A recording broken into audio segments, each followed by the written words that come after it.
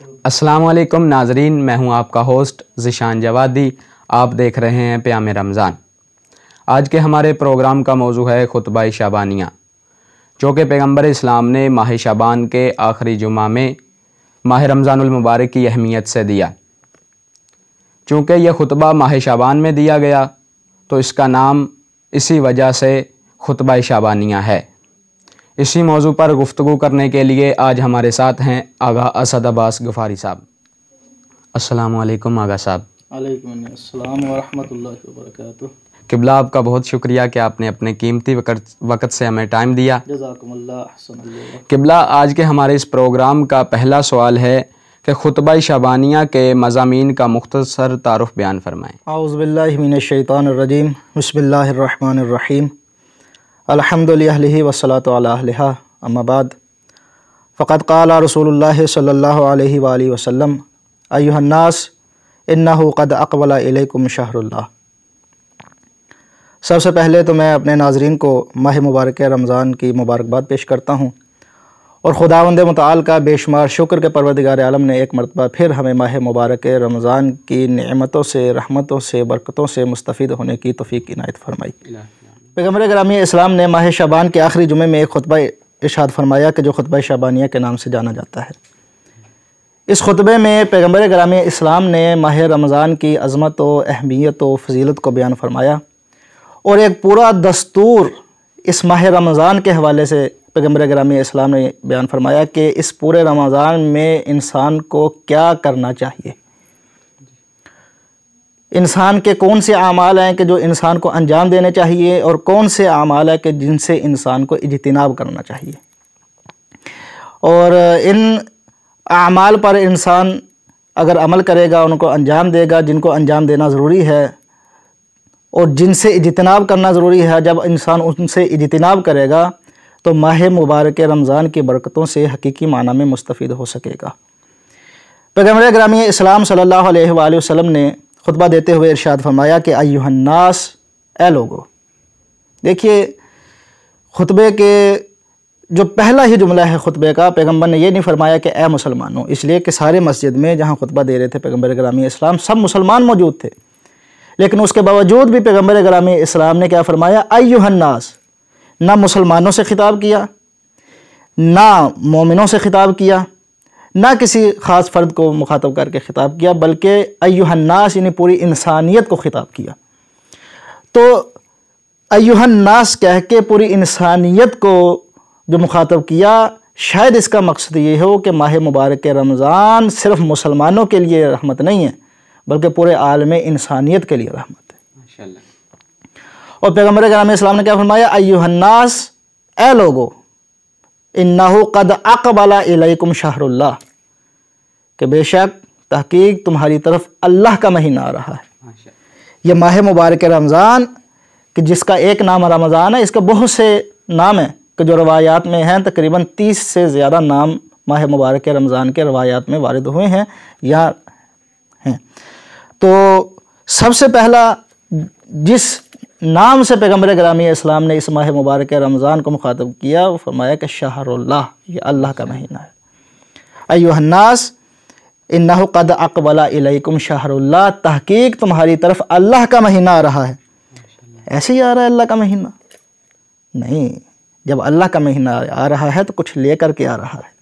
کیا لے کر کے آ رہا ہے؟ بالبرکات، برکتیں لے کر کے آ رہا ہے، والرحمت، رحمت الہی لے کر کے آ رہا ہے، والمغفرت، برکتیں بھی اس کی اسی مہینے میں ہیں، رحمتیں بھی اسی ماہ میں ہیں، اور پروردگار عالم کی طرف سے بخشش و مغفرت بھی اسی مہینے میں ہے۔ یعنی جس کو چاہیے کہ وہ برکتیں حاصل کرے، رحمتیں حاصل کرے، یا اپنے گناہوں کی مغفرت حاصل کرے، اس کو چاہیے کہ اس ماہ رمضان سے متمسک ہو جائے۔ اور پھر اس کے بعد فرمایا کہ شہر ہوا عند اللہ افضل الشہور، کہ یہ وہ مہینہ ہے کہ جو اللہ کے نزدیک تمام مہینوں سے افضل ہے۔ یعنی جتنے بھی مہینے ہیں، 12 مہینے ہیں جو ایک سال کے، ان تمام مہینوں میں افضل ترین مہینہ جو خدا کی نظر میں ہے وہ ہے ماہ رمضان۔ اور اس کے بعد پھر فرمایا کہ وَأَيَّامُهُ أَفْضَلُ الْأَيَّامِ، ہاں صرف مہینوں میں یہ مہینہ افضل نہیں ہے، بلکہ اس مہینے کے جو ایام ہیں وہ باقی ایام سے افضل ہیں. یعنی آپ باقی 11 مہینے کے جو ایام ہیں ان کو ایک طرف رکھ دیں اور اس مہینے کے ایام کو ایک طرف رکھ دیں تو یقیناً اس ایام کے عظمت کا، فضیلت کا پلڑا جو ہے وہ بھاری رہے گا. اس کے بعد کیا فرمایا؟ وَلَيَالِهِ أَفْضَلُ اللَّيَالِي. ہاں، صرف اس کے دن، اس کے ایام افضل نہیں ہیں، اس کی راتیں بھی افضل ہیں. اور پھر اس کے بعد پھر فرمایا وَسَاعَاتُهُ أَفْضَلُ السَّاعَات. ہاں، 3 راتیں نہیں، اس کے لمحے، وہ لمحے تمام لمحوں سے افضل ہیں، اس کی ساعات تمام ساعاتوں سے افضل ہیں. اور پھر فرمایا ہوا شہر دعیتم فیہ الی ضیافت اللہ. کتنا عظمت والا مہینہ ہے. انسان کو جب کسی بڑے کا مہمان بننا پڑ جائے نا تو اس کی خوشی کی انتہا نہیں رہتی. پیغمبر فرماتے ہیں یہ وہ مہینہ ہے کہ جس میں تم اللہ کے مہمان ہو. ماشاءاللہ. اب اللہ سے بڑی تو کوئی ذات ہے نہیں نا، تو اب انسان کو کتنا خوش ہونا چاہیے کہ وہ اللہ کا مہمان بن رہا ہے اس مہینے میں. اور جب انسان کسی بڑی شخصیت کا مہمان بنتا ہے تو آپ کو معلوم ہے کہ انسان کی میزبان جو ہے اپنی استعداد کے حوالے سے، اپنی استطاعت کے حوالے سے جتنا وہ کر سکتا ہے اتنی خدمت کرتا ہے، اور اس کے لیے چیزیں جو ہیں وہ فراہم کرتا ہے، اس کے لیے آسائشیں فراہم کرتا ہے. لیکن جہاں میزبان خداوند متعال ہو وہاں ہمیں اندازہ لگانا چاہیے کہ پروردگار عالم جب انسان کی میزبانی کرے گا تو وہ پھر اپنی اعتبار سے کرے گا، وہ ویسے کرے گا کہ انسان وہاں تک گمان بھی انسان کا نہیں جا سکتا. اور پھر فرمایا کہ وَجُعِلْتُمْ فِيهِ مِنْ أَهْلِ الْكَرَامَةِ اللَّهِ. اور اس مہینے میں تمہیں اللہ تعالیٰ کے خصوصی فضل و کرم کا اہل قرار دیا گیا ہے. اور پھر فرمایا کہ أَنفَاسُكُمْ فِيهِ تسبیح. ہاں، دن بھی افضل ہیں، راتیں بھی افضل ہیں، ساعتیں بھی افضل ہیں.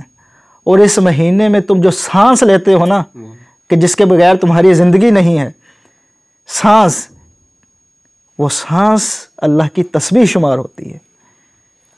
انفاسکم فیہ تسبیح ونومکم فیہ عبادہ. ہاں، تمہارا جاگنا عبادت نہیں ہے، تمہارا سونا بھی اس ماہ مبارک رمضان میں خدا نے عبادت. اتنی رحمتیں ماہ رمضان لے کر کے آ رہا ہے کہ انسان درک نہیں کر سکتا. اور پھر فرمایا وَعَمَلُكُمْ فِيهِ مَقْبُولٌ. یہ تو ساری چیزیں ہیں نا، تمہارے سانس بھی اللہ نے عبادت میں شمار کر لیے، اور تمہاری نیند کو بھی عبادت میں شمار کر دیا. اب آپ اندازہ لگائیں کہ تمہارا کوئی عمل اگر آپ راہ خدا میں انجام دیتے ہیں اس کی کیا اہمیت ہے. فرمایا وَعَمَلُكُمْ فِيهِ مَقْبُولٌ. عبادت نہیں ہے، صرف ایسی عبادت ہے کہ جو اللہ اپنی بارگاہ میں قبول فرماتا ہے. اور پھر اس کے بعد فرمایا کہ وَدُعَاؤُكُمْ فِيهِ مُسْتَجَابٌ. ہاں، تمہاری دعائیں اس مہینے میں مستجاب ہوتی ہیں. کہیں تمہاری دعائیں، جتنی بھی حاجتیں ہیں، جو بھی دعائیں ہیں، اگر اب تک مستجاب نہیں ہوئیں تو جو حاجتیں ہیں اس ماہ مبارک رمضان میں ان حاجتوں کو پروردگار عالم سے طلب کریں. انشاءاللہ پروردگار عالم اس ماہ میں دعاؤں کو مستجاب فرماتا ہے. اور پھر فرمایا کہ کیا کرنا ہے ہم نے اس مہینے میں، کون سے اعمال انجام دینے ہیں. وَارْفَعُوا أَيْدِيَكُمْ بِالدُّعَاءِ فِي أَوْقَاتِ صَلَاتِكُمْ. ہاں، نماز کے اوقات میں اپنے ہاتھوں کو دعا کے لیے بلند کریں. اور اس کے بعد کیا فرمایا فَإِنَّهَا أَفْضَلُ السَّاعَاتِ يَنْظُرُ اللَّهُ عَزَّ وَجَلَّ. یہ افضل ساعات ہے پروردگار. ویسے تو ساری ساعات ماہ رمضان میں افضل، اور پھر اس میں انسان نماز کی حالت میں بیٹھے اور نماز کی حالت میں بیٹھ کر اپنے ہاتھوں کو خداوند متعال کے حضور بلند کرے دعا کے لیے، تو یہ ایک ایسا لمحہ ہے کہ جو ان تمام ساعتوں سے بھی پروردگار عالم کے نزدیک افضل ہے. ماشاءاللہ. اور پھر فرمایا کہ وَيُجِيبُهُمْ إِذَا نَاجَوْهُ. ہاں، جب تم کوئی مناجات کرتے ہو تو پروردگار جواب دیتا ہے. اور فرمایا وَيُلَبِّيهِمْ إِذَا نَادَوْهُ. اور جب تم پروردگار عالم کو پکارتے ہو تو پروردگار عالم لبیک کہتا ہے. پروردگار عالم کی ذات ہمارے پکارنے پر لبیک کہتی ہے. کہاں ہیں میرے بندے؟ لبیک میرے بندے. اور پھر اس کے بعد فرمایا وَيُعْطِيهِمْ إِذَا سَأَلُوهُ. جو بھی تم سوال کرتے ہو پروردگار عالم تمہیں وہ عطا کرتا ہے، وہ تمہیں عطا فرمائے گا. اور پھر فرمایا وَيَسْتَجِيبُ لَهُمْ إِذَا دَعُوهُ. جب تم دعا کرتے ہو تو وہ مستجاب کرے گا، جو مانگو گے وہ عطا کرے گا. اور کیا کرنا ہے؟ فرمایا وَاذْكُرُوا بِجُوعِكُمْ. یہ میں مختصراً بیان کر رہا ہوں. اس لیے کہ بہت سی چیزیں پیغمبر گرامی اسلام نے اس خطبے میں بیان فرمائی ہیں کہ جو انسان کے کرنے والے اعمال ہیں پھر ان کا جو ثمر ہے وہ کیا حاصل ہوتا ہے، وہ پورے خطبے میں اگر آپ اس کا مطالعہ کریں تو پیغمبر گرامی اسلام نے آسان طریقے سے اندر بیان فرمائی ہے۔ فرمایا اور کیا کرنے والا عمل ہے، آخری عمل بیان کروں گا کہ وَاذْكُرُوا بِجُوعِكُمْ وَعَطَشِكُمْ فِيهِ جُوعَ يَوْمَ الْقِيَامَةِ وَعَطَشَهُ۔ جہاں رمضان کے روزوں کے بہت سے فلسفے بیان کیے گئے ہیں نا، ایک فلسفہ پیغمبر گرامی اسلام نے یہ بیان کیا کہ تم اس بھوک اور پیاس کی صورت میں قیامت کے دن جو بھوک اور پیاس ہوگی اس کو یاد کرو کہ یہ تو دنیا کی بھوک اور پیاس ہے، تو وہاں کی جو بھوک اور پیاس ہے اپنی اس بھوک اور پیاس کے ذریعے سے اب اس کا احساس کرے کہ جب ہم ان مختصر سے گھنٹوں کی بھوک اور پیاس برداشت نہیں کر سکتے تو وہاں اتنی طولانی جو بھوک اور پیاس ہے وہ کیسے برداشت کر سکتے ہیں۔ تو لہٰذا ہمیں ایسے اعمال انجام دینے چاہیے کہ جن کے ذریعے سے پروردگار عالم بروز محشر ہمیں سیراب فرمائے حوض کوثر کے ذریعے سے۔ ماشاءاللہ قبلہ، بہت احسن قبلہ، آپ نے بہت احسن طریقے سے بیان فرمایا۔ اور آج کے ہمارے پروگرام کا دوسرا سوال ہے کہ ماہ رمضان المبارک کے روزوں کی نیت بندہ کس طرح کرے، کس طرح نیت کرنی چاہیے ماہ رمضان المبارک کے؟ ماہ رمضان المبارک کے روزوں کی نیت جو ہے وہ انسان رات کے وقت سے ہی کر سکتا ہے، کہ ہر روزے سے پہلے مثلا جو اگلے دن رات آئے، اگلے دن روزہ انسان رکھے گا اس روزے سے پہلے انسان نیت کر سکتا ہے کہ انشاءاللہ کل میں روزہ رکھوں گا قربتاً الی اللہ۔ اور اس میں ایک بات ہے، یہ روزے کی نیت کا ابتدائی وقت ہے۔ انتہائی وقت کب تک ہے کہ آخر کب تک انسان، آخری وقت کون سا ہے کہ جہاں تک انسان جو ہے ماہ رمضان کے روزوں کی نیت کر سکتا ہے؟ تو اس کے لیے علماء فرماتے ہیں کہ طلوع فجر سے پہلے یا آخری وقت جو ہے طلوع فجر کا ہے کہ طلوع فجر کے وقت انسان جو ہے ماہ رمضان کے روزوں کی نیت کر لے کہ میں ماہ رمضان کا روزہ رکھتا ہوں قربتاً الی اللہ۔ پھر اس میں ایک اور مسئلہ آ جاتا ہے، اور یہ ہے کہ ایک انسان رات کو سویا جی اور وہ بیدار نہیں ہوا، یعنی فجر سے پہلے سحری کے لیے بیدار نہیں ہوا جی، اور جب بیدار نہیں ہوا تو پھر وہ دن میں بیدار ہوا، ظاہری بات ہے فجر کا وقت گزر گیا۔ اب جب دن میں بیدار ہوا تو اس کے دن میں بیدار ہونے کے دو اوقات ہو سکتے ہیں، یا تو وہ ظہر سے پہلے بیدار ہوا یا وہ ظہر کے بعد بیدار ہوا۔ تو اگر وہ جو ظہر سے پہلے بیدار ہوا تو پھر بھی وہ نیت کر سکتا ہے کہ میں رمضان کا روزہ رکھتا ہوں قربتاً الی اللہ، ٹھیک ہے جی۔ اور اگر وہ ظہر کے بعد بیدار ہوا تو پھر اس دن کے متعلق یہ ہے کہ اس دن کوئی ایسا عمل انجام نہ دے کہ جو روزے کو باطل کر سکتا ہو، وہ دن ایسے ہی گزارے، جب افطار کا ٹائم ہو تو افطار کرے، اور پھر اس روزے کی قضا بھی ماہ رمضان کے بعد کسی دن انجام دے، یہ اس پر واجب ہے۔ جی قبلہ، بہت آپ نے احسن انداز سے یہ بتایا، لیکن قبلہ یہ بتائیں کہ نیت کیا ہے، نیت سے کیا مراد ہے؟ ہاں، نیت سے مراد، نیت کا مطلب یہ نہیں ہوتا کہ انسان اپنی زبان پر الفاظ جاری کرے کہ میں یہ کام کرتا ہوں قربتاً الی اللہ، ٹھیک ہے جی، یا اپنے دل میں انسان یہ گزارے، زبان پر جاری نہیں کرتا، اپنے دل میں یہ گزارتا ہے کہ میں یہ کام کرتا ہوں قربتاً الی اللہ، ٹھیک ہے۔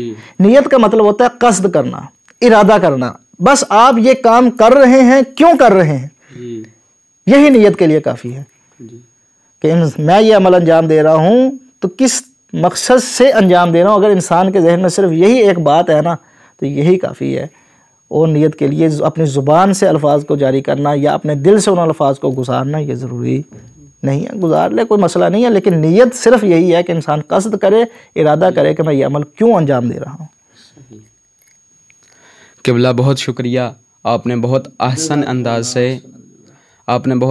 انداز سے یہ بیان کیا۔